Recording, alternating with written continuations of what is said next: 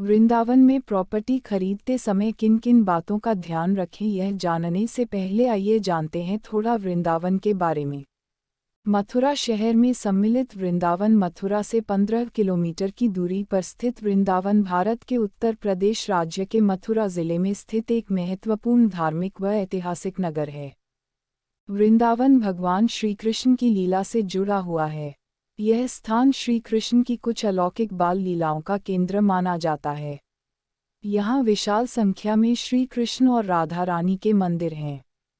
बांके बिहारी जी का मंदिर, श्री गरुड़ गोविंद जी का मंदिर, राधावल्लभ लाल जी का मंदिर, ठाकुर श्री पर्यावरण बिहारी जी का मंदिर बड़े प्राचीन हैं। इसके अतिरिक्त यहाँ श्री राधारमण, श्री राधा दामोदर, राधा श्याम सुंदर, गोपीनाथ, गोकुलेश, श्री कृष्ण बलराम मंदिर, पागल बाबा का मंदिर, रंगनाथ जी का मंदिर, प्रेम मंदिर, श्री कृष्ण प्रणामी मंदिर, अक्षय पात्र, वैष्णो देवी मंदिर, निधि वन, श्री रामबाग मंदिर आदि भी दर्शनीय स्थान है। आइए शुरू करते हैं। जीवन भर की कमाई से खरीदते हैं प्रॉपर्टी। महंगाई के इस दौर में सभी के लिए प्रॉपर्टी खरीदना इतना आसान नहीं है। कई लोग अपने जीवन भर की कमाई से प्रॉपर्टी खरीदते हैं।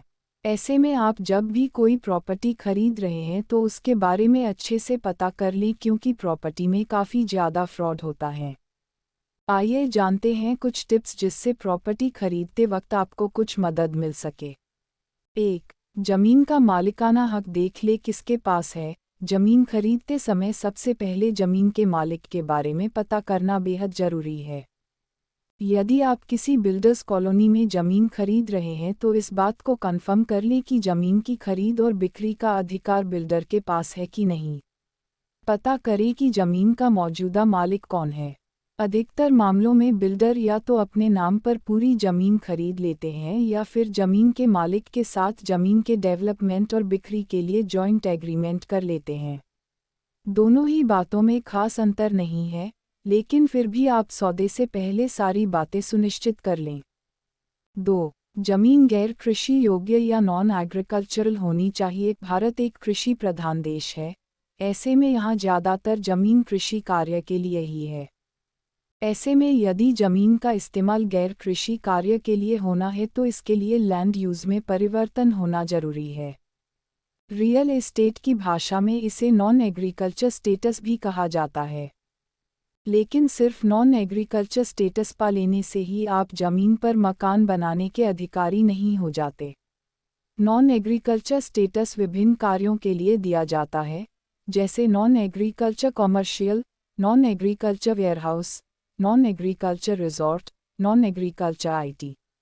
सिर्फ नॉन एग्रीकल्चर रेसिडेंशियल के तहत बिल्डर को मकान बनाने के लिए प्लॉटिंग का अधिकार मिलता है। ऐसे में सिर्फ नॉन एग्रीकल्चर स्टेटस नहीं बल्कि लैंड यूज़ के कागज़ों की भी पड़ताल जरूर करें। 3. प्लॉट के लिए फ्लो स्पेस इंडेक्स क्या है। सिर्फ ज़मीन खरीदने भर से आप उस पर मकान बनाने के अधिकारी नहीं बन जाते हैं। मकान कैसा होगा यह आपके प्लॉट की फ्लो स्पेस इंडेक्स तय करती है।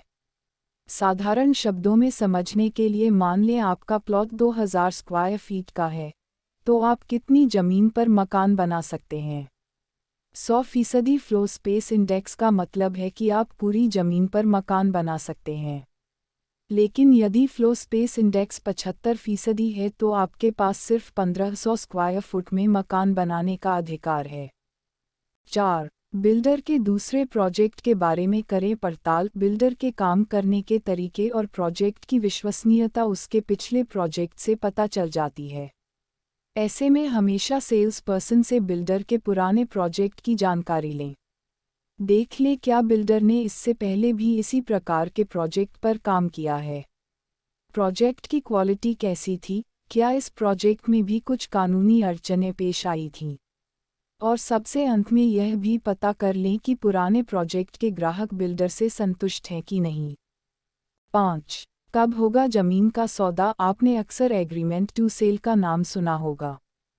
यह तब होता है जब आप 35 से 40% के शुरुआती भुगतान के साथ फ्लैट बुक कर देते हैं।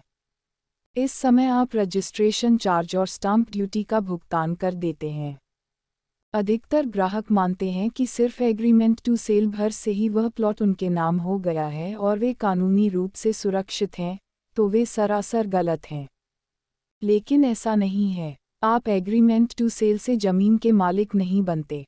यह सिर्फ बायर और सेलर के बीच प्रारंभिक करार, इनिशियल एग्रीमेंट मात्र है। इसमें वे नियम व शर्तें होती हैं जिनके आधार पर डीलिंग पूरी होगी। जमीन वास्तव में आपके नाम पर होने के लिए सेल डीड का सब रजिस्ट्रार के दफ्तर में रजिस्टर्ड होना जरूरी है। ऐसे में सौदे के वक्त जान लें कि सिर्फ एग्रीमेंट टू सेल नहीं बल्कि सेल डीड कब होगी। 6. क्या भूमि अभिलेख में आपका नाम दर्ज होगा? देश के कई राज्यों में भूमि अभिलेख 7/12 का प्रचलन है। इस अभिलेख में पिछले 20 वर्षों में जमीन के मालिकों का नाम दर्ज होते हैं। इसकी मदद से आप इस बात की पूरी तसल्ली कर सकते हैं कि पिछले 3 दशक में जमीन का मालिकाना हक किस किस के पास रहा है। इससे आप यह भी पता कर सकते हैं कि सौदा वास्तविक है कि नहीं। 7.